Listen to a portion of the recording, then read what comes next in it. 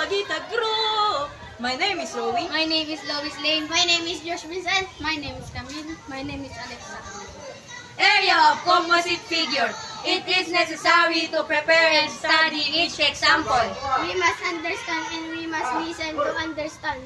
Each solution in learning we need to focus. Because math is no matter where you go to school or what grade you have.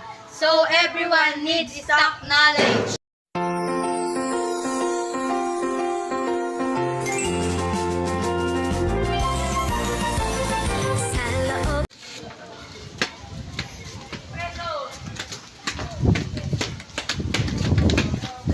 Nobita, kaya mo ba akong turuan sa example 1? Hindi ko alam yun. So, mali gagawin.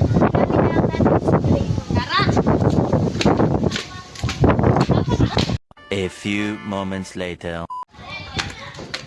Ayun si Doraemon! Tara! Doraemon! May magpapaturo sa'yo ng example 1! Area of the composite figure ba? Oo, yung example 1. So ito ang mahiwagang solusyon. A few minutes later. Tara. Tara, dun tayo sa court!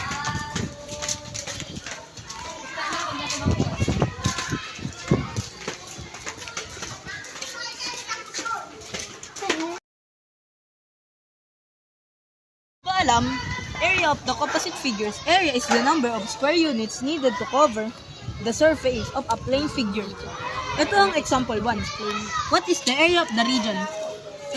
Ito yung 5 cm, tapos ito naman yung 4 cm. Ipagta-times nyo lang siya. Tapos, ang magiging sagot nyo is 20. So, ang final answer is 20. A equals 20. 20. Ayun. Ganyan pala. Oo nga. We have the rectangular array. Since the region is filled with 20 square centimeters, its area is 20 square centimeters. Or ito ang magiging kalabasan. The number of square units is 5 times 4 is equals to 20 square centimeters. Ganun pala.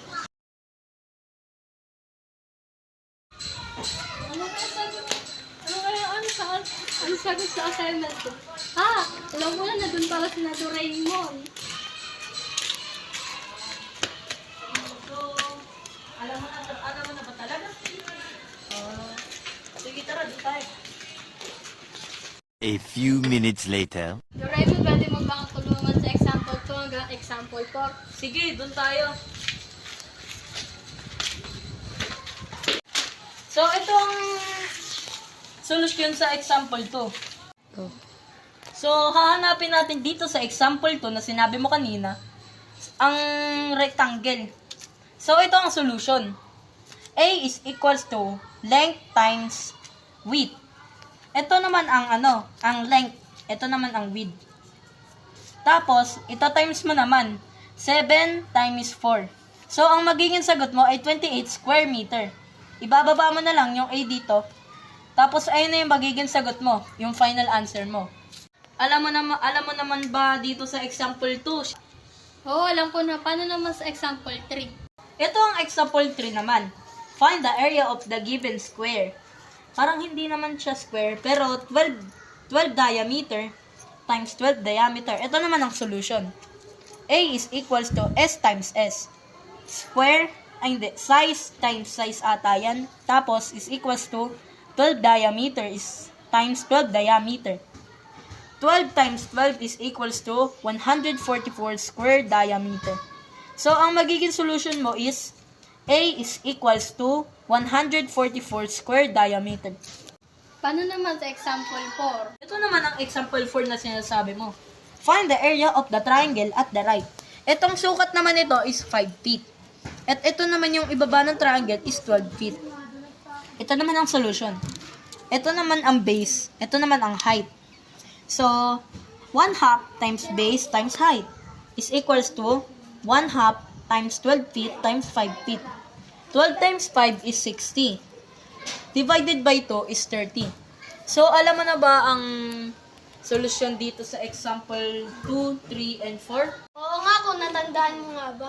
Oo, natandaan ko. Salamat. Salamat!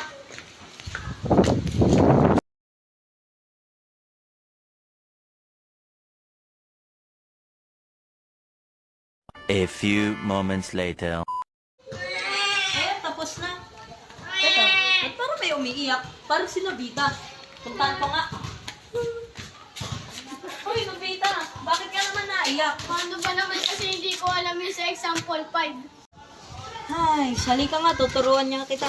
Tara, saan tayo? Dito. Halika, ito naman ang example 5. Okay.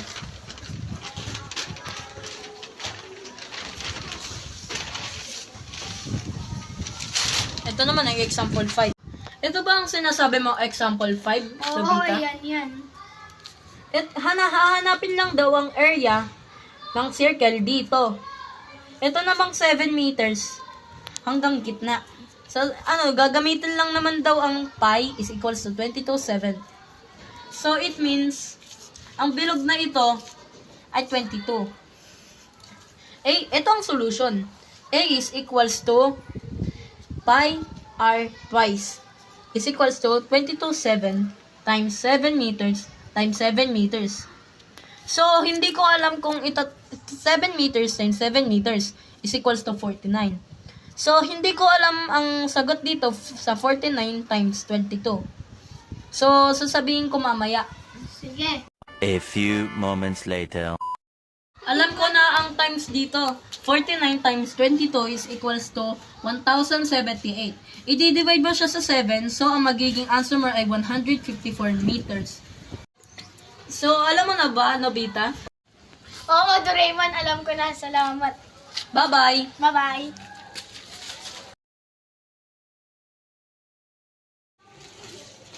Ay, sa wakas tapos na rin.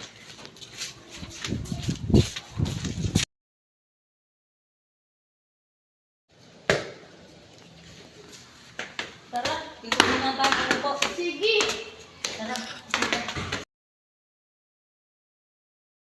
Ay, teka, may assignment nga pala kami. Teka, bakit wala sa lesson ni Sir to kanina? Papaturo ako kay Doraemon. Sakto, nakita ko sila kanina. Nasaan na kaya si Doraemon para matapos na rin ako sa assignment? Doraemon! Ano? Pwede mo ba ako maturuan sa example 7? Sige naman. Ito ba yung example 6 na sinasabi mo? Oo, iyan. Go. Ito naman yung solution sa paghihiwain mo lang yung triangle tsaka yung square. Yung solution naman sa area of the triangle is A is equals to 1/2 times base times height. Ito naman yung base. Ito naman yung height. So it means 1/2 times 7 cm times 6 cm is equals to 42 cm. I-divide mo sa 2 dun sa 1/2, yung number 2 dun. So ang magiging sagot mo ay 21 cm. Pwede natin i-separate the figure into 2. A triangle and a square, then find the area of each figure. Pwede natin siyang paghiwalay at i-compute. So, dito naman tayo sa area of the square. Itong side na to, 7 cm. Yung side naman uli nun, 7 cm. Pantay lang. Ito naman yung solution. A is equals to square times square. Is equals to 7 cm times 7 cm. 7 times 7 is equals to 49 cm. Pwede natin tingnan to. Ipagpa-plus na natin yung 21 cm at 49 cm. So, ang magiging sagot is 70 cm. Oo, alam ko na paano naman sa example 7. Ito ba yun? Yung sinasabi mo sa example 7? Oo, iyan yun. So, i-explain ko sa'yo. Ito naman yung example 7. Hahanapin yung area of the shaded region. Two rectangles can be identified from the figure. The smaller one, which is 3 feet by 4 feet, and the larger rectangle that is 10 feet by 6 feet. Pwede naman natin yan, Ito naman yung solution. A is equals to length times width. Is equals to 4 feet times 3 feet. Ayun yung sinabi ko. To, ang magiging sagot mo ay 12 feet. Ito naman yung larger rectangle. A is equals to length times width. Ito naman yung 10 feet times 6 feet is equals to 60 feet.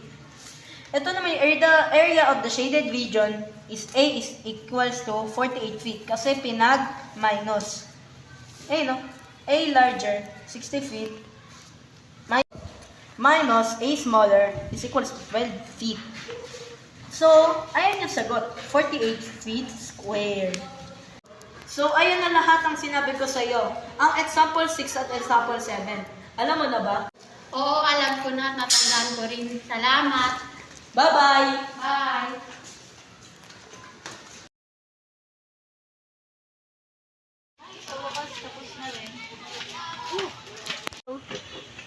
Salamat, Doraemon, dahil tinuruan mo kami. Walang anuman yun.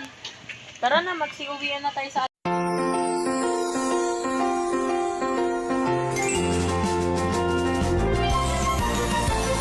Sa loob ng puso'y mundong punong-puno ng aking pangarap. Ang lahat ng bagay pwedeng mangyari dahil nariyan ka. Nagpahinang oras, lumipad sa ulap, saan man gusto.